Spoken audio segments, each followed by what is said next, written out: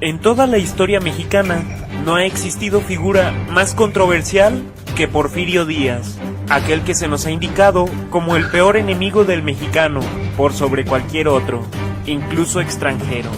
Pero durante 30 años en el poder, Porfirio hizo muchas cosas buenas y quizá como ningún otro, realmente impulsó el desarrollo del país y nos transformó de ser el México devastado por la miseria y la guerra de su infancia a ser un país pacífico, estable y tomado en cuenta en el ambiente internacional para los inicios de 1900. Lejos de ser un enemigo, Porfirio luchó aguerridamente por restaurar la República, luchando al lado de Zaragoza en la batalla del 5 de mayo, y años después tomó de vuelta de manos francesas la Ciudad de México y la Ciudad de Puebla, ganándose el reconocimiento de héroe nacional del 2 de abril. Al convertirse en presidente, heredó una enorme deuda externa acumulada de sus predecesores, por lo que, decidido a cambiar esta situación, estableció nuevos impuestos que no afectaran al comercio interno y redujo el gasto público. La paz, el orden y el progreso que consiguió durante su mandato generaron confiabilidad en el extranjero, permitiendo no solo pagar las deudas, sino también conseguir nuevos préstamos.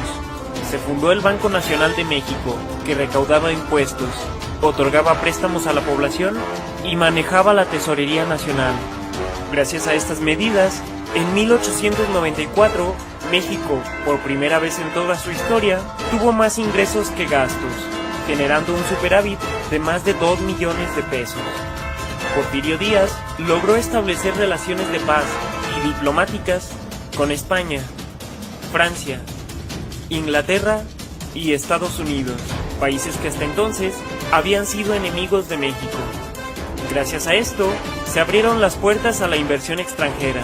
Tentadores alicientes, como la exención de impuestos y ganancias garantizadas por el gobierno, provocaron un gran flujo de tecnología y capital por todo el territorio nacional, principalmente la industria ferroviaria, que tuvo un auge sin precedentes, así como la minería, que se veía revitalizada después de años de conflictos que la mantuvieron paralizada.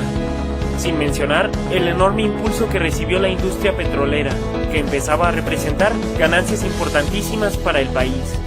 Aunque el peso se devaluó más de la mitad de su valor por la eliminación de la plata como unidad de referencia, esto resultó favorable para México, pues aumentó el atractivo del país para los inversores extranjeros. Todo esto logró traer la revolución industrial a México y se crearon empresas como Fundidora en Monterrey o Cerveza Cuauhtémoc Moctezuma, la Compañía Transatlántica Mexicana, la Mexicana de Navegación y la Naviera del Pacífico, que reforzaron las posiciones marítimas de México. Las relaciones con Alemania alcanzaron niveles sin precedentes y se firmó el Tratado de Amistad, Comercio y Navegación con Japón, estableciendo por primera vez relaciones formales con un país asiático. Para lograr unidad nacional, el gobierno de Porfirio utilizó una acertada estrategia, recurrió a la historia. Y por primera vez, se destacaron como grandes héroes a Hidalgo, Allende, Aldama, Zaragoza, Juárez y los niños héroes, entre muchísimos otros. Se renovó todo el ejército nacional, se comunicó todo el país con telégrafo y se introdujo el teléfono, así como la electricidad. Se inauguró la planta generadora de León, en Guanajuato, así como la primera hidroeléctrica en Batopilas, Chihuahua, permitiendo lentamente iluminar los espacios públicos y privados del país. También se inauguró el cine y se introdujo el gramófono. Señor Tomás A. Edison, estimado y buen amigo, tu amigo que con orgullo estrecha tu mano, Porfirio Díaz. Entró en servicio el tranvía eléctrico y los primeros autos al país. De esta manera, Porfirio creó el primer reglamento de tránsito de México. Durante el porfiriato, se llevó a cabo el embellecimiento de las ciudades. Gracias a Porfirio, se pudo retomar por fin la construcción en el país, que durante décadas fue prácticamente inexistente, construyendo entre otros el Palacio de Comunicaciones y Obras Públicas, el Palacio Postal, el Palacio del Ayuntamiento, e incluso el Ángel de la Independencia. Además de que se construyó la cárcel de San Luis Potosí, así como la de Lecumberri, una de las mejores del mundo en su época.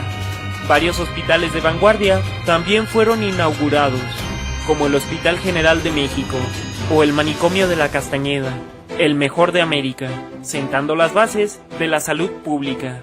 Además se construyeron cientos de nuevas casas para los obreros, como el caso de la colonia Guerrero, la colonia Vallejo o la colonia Santa María la Ribera, así como colonias para la aristocracia, como la Roma o la Juárez, que al fin otorgaba caterva a la ciudad, con calles anchas, frondosos árboles e iluminación, iguales que los países de primer mundo. Se firmó la paz con la Iglesia, permitiéndole realizar sus tareas con normalidad y acabando con la persecución de sus predecesores. Porfirio sentó las bases de la educación pública en México, ordenando que ésta fuera laica, gratuita y obligatoria, además de crear la Universidad Nacional, aunque aún no autónoma.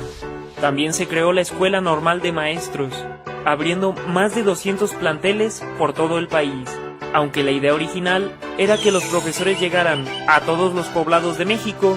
La entonces falta de vías de comunicación, así como la oposición de los hacendados, representaron un duro revés en los planes de Porfirio, pero las principales ciudades del país recibieron a los profesores sin problemas.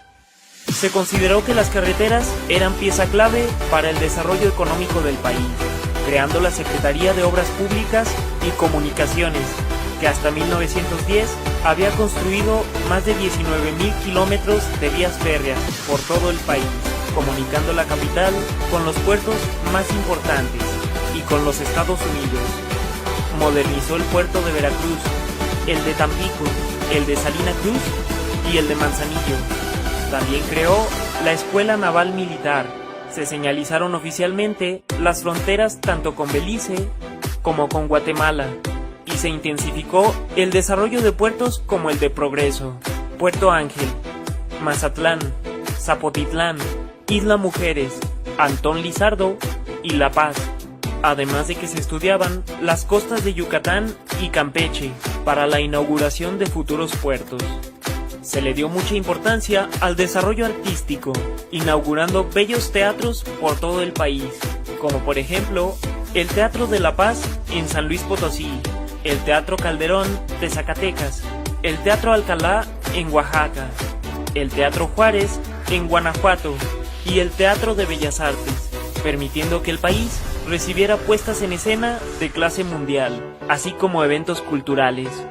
Estas son algunas de las cosas que hizo el alguna vez presidente José de la Cruz Porfirio Díaz Mori, cuya obsesión para transformar a México en un país de primer mundo lo llevó a hacer lo que fue necesario, dejando a su partida una obra incompleta. México entró nuevamente en una etapa de inestabilidad política y violencia, propia de la infancia y adolescencia de don Porfirio, etapa que quizá, hasta el día de hoy, sigue sin concluir.